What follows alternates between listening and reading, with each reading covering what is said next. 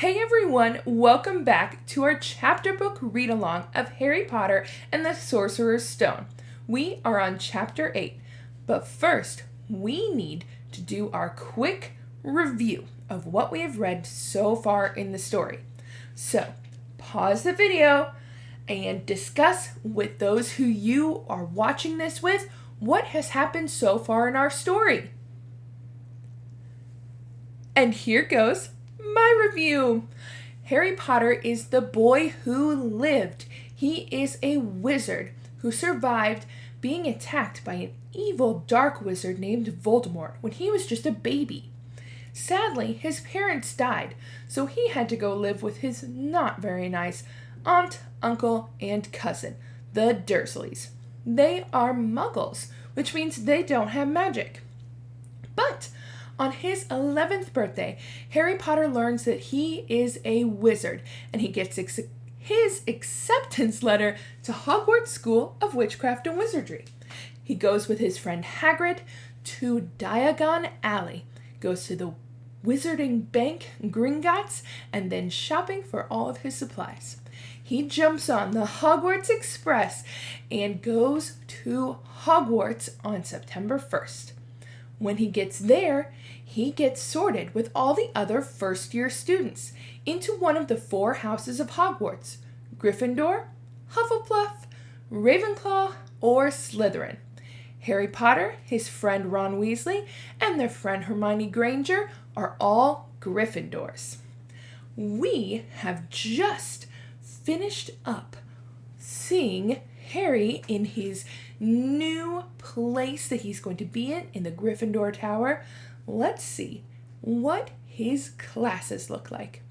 This is Chapter 8 of Harry Potter and the Sorcerer's Stone, called The Potions Master. Chapter 8, The Potions Master. There, look. Where? Next to the tall kid with the red hair, wearing glasses. Did you see his face? Did you see his scar? Whispers followed Harry from the moment he left his dormitory the next day. People queuing outside classrooms stood on tiptoe to get a look at him, or doubled back to pass him in the corridors again, staring. Harry wished they wouldn't, because he was trying to concentrate on finding his way to classes. There were 142 staircases at Hogwarts, wide, sweeping ones, narrow, rickety ones, some that led somewhere different on a Friday, some with a vanishing step halfway up you had to remember to jump. Then there were doors that wouldn't open unless you asked politely, or tickled them in exactly the right place, and doors that weren't really doors at all, but solid walls just pretending. It was also very hard to remember where anything was, because it all seemed to move around a lot. The people in the portraits kept going to visit each other, and Harry was sure the coats of armor could walk. The ghosts didn't help either. It was always a nasty shock when one of them glided suddenly through a door you were trying to open. Nearly Headless Nick was always happy to point new Gryffindors in the right direction, but Peeves, the poltergeist, was worth 2 locked doors and a tricked staircase if you met him when you were late for class. He would drop waste paper baskets on your head, pull rugs from under your feet, pelt you with bits of chalk, or sneak up behind you, invisible, grab your nose and screech, "Got your crock!" Even worse than Peeves, if it was possible, was the caretaker, Argus Filch. Harry and Ron managed to get on the wrong side of him on their very first morning. Filch found them trying to force their way through a door, which unluckily turned out to be the entrance to the out-of-bounds corridor on the 3rd floor. He wouldn't believe that they were lost, was sure they were trying to break into it on purpose, and was threatening to lock them in the dungeons, where they were when they were rescued by Professor Quirrell, who was passing. Filch owned a cat named Mrs. Norris, a scrawny, dust-colored creature with bulging, lamp-like eyes, just like Filch's. She patrolled the corridors alone. Break a rule in front of her, put just one toe out of line, and she'd whisk off for Filch, who'd appear, wheezing 2 seconds later. Filch knew the secret passageways of the school better than anyone, except perhaps the Weasley twins, and could pop up as suddenly as any of the ghosts. The students all hated him, and it was the dearest ambition of many who gave Mrs. Norris a good kick. And then, once you had managed to find them, there were the lessons themselves. There was a lot more to magic, as Harry quickly found out, than just waving your wand and saying a few funny words. They had to study the night skies through their telescopes every Wednesday at midnight and learn the names of different stars and the movements of the planets. 3 times a week, they went out to the greenhouses behind the castle to study herbology with a dumpy little witch named Professor Sprout, where they learned how to take care of all the strange plants and fungi and found out what they were used for. Easily, the most boring lesson was History of Magic, which was the only class taught by a ghost. Professor Binns had been very old indeed when he had fallen asleep in front of the staff room fire and got up the next morning to teach, leaving his body behind him.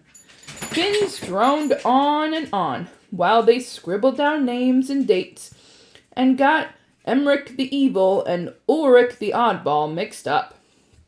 Professor Flitwick, the charms teacher, was a tiny little wizard who had to stand on a pile of books to see over his desk. At the start of their first lesson, he took the register, and when he reached Harry's name, he gave an excited squeak and toppled out of sight. Professor McGonagall was again different. Harry had been quite right to think she wasn't a teacher to cross. Strict and clever, she gave them a talking to the moment they had sat down in their first class. Transfiguration is some of the most complex, dangerous magic you will learn at Hogwarts, she said. Anyone messing around in my class will leave and not come back. You have been warned. Then she changed her desk into a pig and back again. They were all very impressed and couldn't wait to get started, but soon realized they weren't going to be changing the furniture into animals for a long time. After making a lot of complicated notes, they were each given a match and started trying to turn it into a needle. By the end of the lesson, only Hermione Granger had made any difference in her match.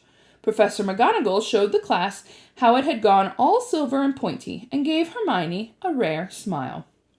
The class everyone had really been looking forward to was Defense Against the Dark Arts.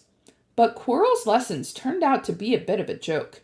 His classroom smelled strongly of garlic, which everyone said was to ward off a vampire he'd met in Romania, and was afraid would come back to get him one of these days. His turban, he told them, had been given to him by an African prince as a thank you for getting rid of a troublesome zombie. But they weren't sure if they believed that story. For one thing, when Seamus Finnegan asked eagerly to hear how Quirrell had fought off the zombie, Quirrell went pink and started talking about the weather. For another, they had noticed a funny smell hung around the turban, and the Weasley twins insisted that it was stuffed full of garlic as well, so the Quirrell was protected wherever he went. Harry was very relieved to find out that he wasn't miles behind everyone else. Lots of people had come from Muggle families, and like him, hadn't had any idea that they were witches and wizards. There was so much to learn that even people like Ron didn't have much of a head start. Friday was an important day for Harry and Ron. They finally managed to find their way down to the Great Hall for breakfast without getting lost once. "What have we got today?" Harry asked Ron as he poured sugar on his porridge. "Double potions with the Slytherins," said Ron. "Snape's head of Slytherin House. They say he always favours them. We'll be able to see if it's true." "Wish McGonagall favoured us," said Harry. Professor McGonagall was the head of Gryffindor House, but it hadn't stopped her giving them a huge pile of homework the day before. Just then, the post arrived. Harry had got used to this by now, but it had given him a bit of a shock on the first morning, when 100 owls had suddenly streamed into the Great Hall during breakfast, circling the tables until they saw their owners and dropping letters and packages onto their laps. Hedwig hadn't brought Harry anything so far. She sometimes flew in to nibble his ear and have a bit of toast before going off to sleep in the owlery with the other school owls. This morning, however, she fluttered down between the marmalade and the sugar bowl and dropped a note on Harry's plate. Harry tore it open at once. "Dear Harry," it said, in very untidy scrawl. "I know you get Friday afternoons off, so would you like to come and have a cup of tea with me around 3? I want to hear all about your first week. Send us a letter back with Hedwig. Hagrid." Harry borrowed Ron's quill, scribbled "Yes, see you later" on the back of the note, and sent Hedwig off again. It was lucky that Harry had tea with Hagrid to look forward to, because the potions lesson turned out to be the worst thing that had happened to him so far. At the start of term banquet, Harry got the idea that Professor Snape disliked him. By the end of the first potions lesson, he knew he'd been wrong. Snape didn't dislike Harry. He hated him.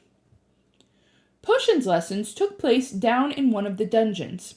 It was colder there than up in the main castle, and would have been quite creepy enough without the pickled animals floating in jars around the walls. Snape, like Flitwick, started the class by taking the register, and like Flitwick, he paused at Harry's name. "Ah, yes," he said softly. "Harry Potter, our new celebrity." Draco Malfoy and his friends Crabbe and Goyle sniggered behind their hands. Snape finished calling the names and looked up at the class. His eyes were black like Hagrid's, but they had none of Hagrid's warmth. They were cold and empty and made you think of dark tunnels. "You are here to learn the subtle science and exact art of potion making," he began. He spoke in barely more than a whisper, but they caught every word. Like Professor McGonagall, Snape had the gift of keeping a class silent without effort. "As there is little foolish wand-waving here, many of you will hardly believe this is magic. I don't expect you will really understand the beauty of the softly simmering cauldron with its simmering fumes, the delicate powder of liquids that creep through human veins, bewitching the mind, ensnaring the senses. I can teach you how to bottle fame, brew glory, even put a stopper on death, if you aren't as big a bunch of duddleheads as I usually have to teach." More silence followed this little speech.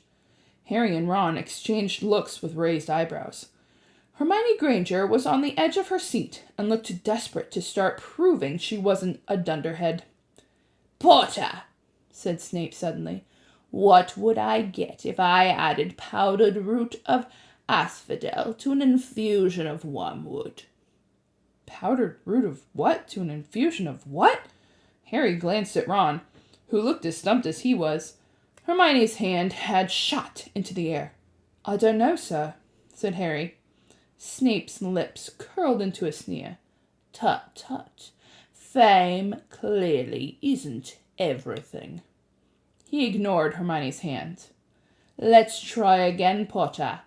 Where would you look if I told you to find a bezoar?" Hermione stretched her hand as high into the air as it would go without her leaving her seat. But Harry didn't have the faintest idea what a bezoar was. He tried not to look at Malfoy, Crabbe, and Goyle, who were shaking with laughter. "I don't know, sir." "Thought you wouldn't open a book before coming, eh, Potter?" Harry forced himself to keep looking straight into those cold eyes. He had looked through his books at the Dursleys. But did Snape expect him to remember everything in 1,000 magical herbs and fungi? Snape was still ignoring Hermione's quivering hand. "What is the difference, Potter, between monkswood and wolfsbane?" At this, Hermione stood up, her hand stretching towards the dungeon ceiling. "I don't know," said Harry quietly. "I think Hermione does, though. Why don't you try her?" A few people laughed. Harry caught Seamus's eye, and Seamus winked. Snape, however, was not pleased. "Sit down," he snapped at Hermione. "For your information, Potter, asphodel and wormwood make a sleeping potion so powerful it is known as the draught of the living death. A bezoar is a stone taken from the stomach of a goat, and it will save you from most poisons. As for monkswood and wolfsbane, they are the same plant, which also goes by the name of aconite. Well, why aren't you copying this down?" There was a sudden rummaging for quills and parchment. Over the noise, Snape said, "And a point will be taken from Gryffindor House for your cheek, Potter." Things didn't improve for the Gryffindors as potions lessons continued. Snape put them all into pairs and set them mixing up a simple potion to cure boils. He swept around in his long black cloak, watching them weigh dried nettles and crush snake fangs, criticizing almost everyone except Malfoy, whom he seemed to like. He was just telling everyone to look at the perfect way Malfoy had stewed his horned slugs when clouds of acid green smoke and a loud hissing filled the dungeon. Neville had somehow managed to melt Seamus's cauldron into a twisted blob, and their potion was seeping across the stone floor, burning holes in people's shoes. Within seconds, the whole class were standing on stools, while Neville, who had been drenched in the potion when the cauldron collapsed, moaned in pain and agony. Red boils sprang up all over his arms and legs. "Idiot boy!" snarled Snape, clearing the spilled potion away with one wave of his wand. "I suppose you added the porcupine quills before taking the cauldron off the fire?" Neville whimpered as boils started to pop up all over his nose. "Take him up to the hospital wing," Snape spat at Seamus. Then he rounded on Harry and Ron, who had been working next to Neville. "You, Potter, why didn't you tell him not to add the quills? Thought you'd make you look good if he got it wrong, did you? Another point you've lost for Gryffindor." This was so unfair that Harry opened his mouth to argue, but Ron kicked him behind their cauldron. "Don't push it," he muttered. "I've heard Snape can turn very nasty." As they climbed the steps out of the dungeon an hour later, Harry's mind was racing and his spirits were low. He'd lost 2 points for Gryffindor in his very first week. Why did Snape hate him so much? "Cheer up," said Ron. "Snape's always taking points off Fred and George. Can I come with you and meet Hagrid with you?" At 5 to 3, they left the castle and made their way across the grounds. Hagrid lived in a small wooden house on the edge of the Forbidden Forest. A crossbow and a pair of galoshes were outside the front door. When Harry knocked, he heard a frantic scrambling from inside and several booming barks. Then Hagrid's voice rang out, saying, "Back, Fang, back!" Hagrid's big, hairy face appeared in the crack, and he pulled the door open. "Hang on," he said. "Back, Fang!" He let them in, struggling to keep a hold of the collar of an enormous black boarhound. There was only one room inside. Hams and pheasants were hanging from the ceiling. A copper kettle was boiling on the open fire. In a corner stood a massive bed with a patchwork quilt on it. "Make yourselves at home," said Hagrid, letting go of Fang, who bounded straight at Ron and started licking his ears. There's Hagrid's hut.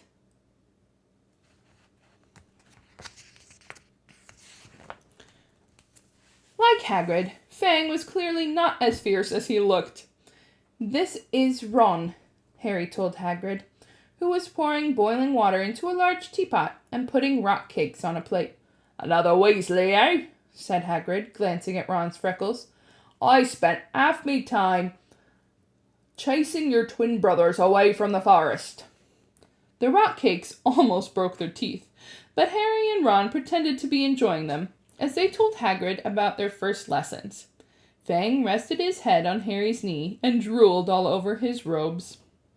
Harry and Ron were delighted to hear Hagrid call Filch "that old git." "And as for the cat," Mrs. Norris. I'd take you, introduce her to Fang sometime. Did you know, every time I go up to the school, she follows me everywhere. Can't get rid of her. Filch puts her up to it. Harry told Hagrid about Snape's lesson. Hagrid, like Ron, told Harry not to worry about it, that Snape liked hardly any of the students. But he seemed to really hate me. Rubbish, said Hagrid. Why would he? Yet Harry couldn't help thinking that Hagrid didn't quite meet his eyes when he said that. How's your brother Charlie? Hagrid asked Ron. I liked him a lot. Great with animals. Harry wondered if Hagrid had changed the subject on purpose. While Ron told Hagrid all about Charlie's work with dragons, Harry picked up a piece of paper that was lying on the table under the tea cozy. A cutting from the Daily Prophet. Gringotts Bank. Break-in latest. Investigations continue into the break-in in Gringotts on 31st of July. Widely believed to be the work of dark wizards or witches unknown. Gringotts goblins today insisted that nothing had been taken. The vault that was searched had in fact been emptied that same day. But we are not telling you what was in there, so keep your noses out of it if you know what's good for you, said a Gringotts spokesgoblin this afternoon. Harry remembered Ron telling him on the train that someone had tried to rob Gringotts, but Ron hadn't mentioned the date. Hagrid, said Harry, that Gringotts break-in had happened on my birthday. It might have been happening while we were there. There was no doubt about it. Hagrid definitely didn't meet Harry's eyes this time. He grunted and offered him another rock cake. Harry read the story again. The vault that was searched had in fact been emptied earlier that same day. Hagrid had emptied Vault 713, if you could call it emptying, taking out that grubby little package. Had that been what the thieves were looking for? As Harry and Ron walked back to the castle for dinner, their pockets weighed down with rock cakes they'd been too polite to refuse, Harry thought that none of the lessons he'd had so far had given him as much to think about as tea with Hagrid. Had Hagrid collected that package just in time? Where was it now? And did Hagrid know something about Snape that he wasn't telling Harry? That's the end of Chapter 8, The Potions Master.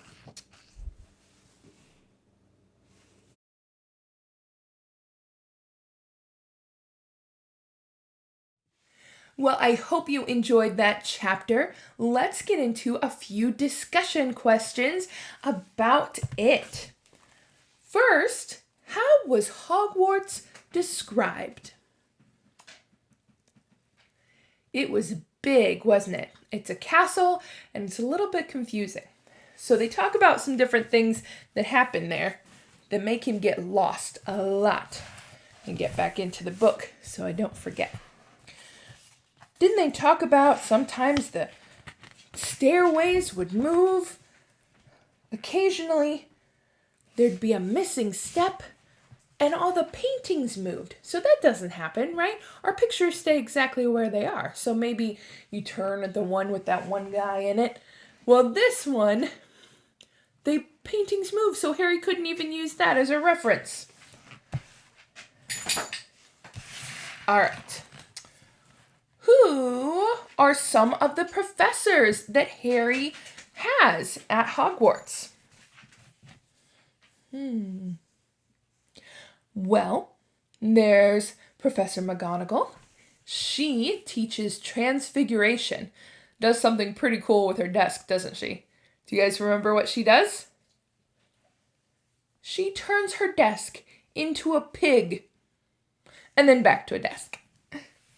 Another teacher is Professor Quirrell. Do you remember what he teaches? He teaches Defense Against the Dark Arts. They were excited about that class, but didn't really do too much in it, did they? Kind of just were there. They also have Professor Flitwick, who teaches Hold on. I had it. I lost it. Professor Flitwick is a charms teacher. He teaches charms, and he's a little short guy who has to stand on books. And he got really excited and fell off his books when he saw Harry was in his class. Another teacher is Professor Sprout, and she teaches herbology. And then another is Professor Binns. He teaches history of magic, and he is a ghost. Oi. So the last one they talk about is the potions master. Who is the potions master? Professor Severus Snape, right?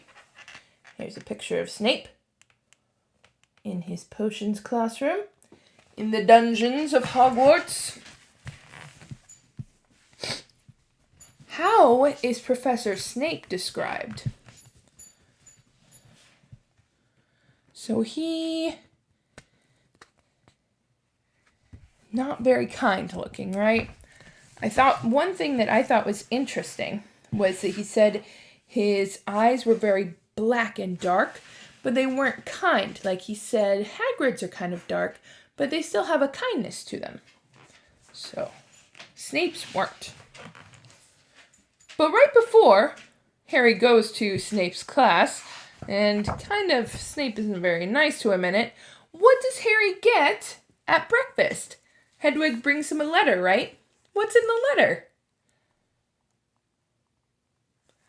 Hagrid sent him a letter to come have tea with him after his class. So after Harry had to deal with a not-so-fun potions class with Hagrid, he and Ron went down to Hagrid's hut. Let's look at that picture one more time. Thought that one was really cool.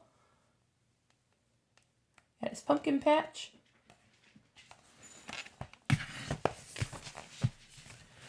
While they were eating, Harry saw the Daily Prophet, which is their newspaper, on Hagrid's table. What was in the article that Harry read? It talked about a break-in at Gringotts Bank. And Harry looked, and it was on the same day that he and Hagrid went to the bank. The curious thing, which means the interesting thing to think about, is that they said the same vault that was going to be stolen from had been emptied earlier that day. When Hagrid and Harry went to Gringotts, they visited 2 vaults, right? One was Harry's, and they got his money from it. And the second was something that Hagrid had to do for Hogwarts, right? And he took a small thing out of it.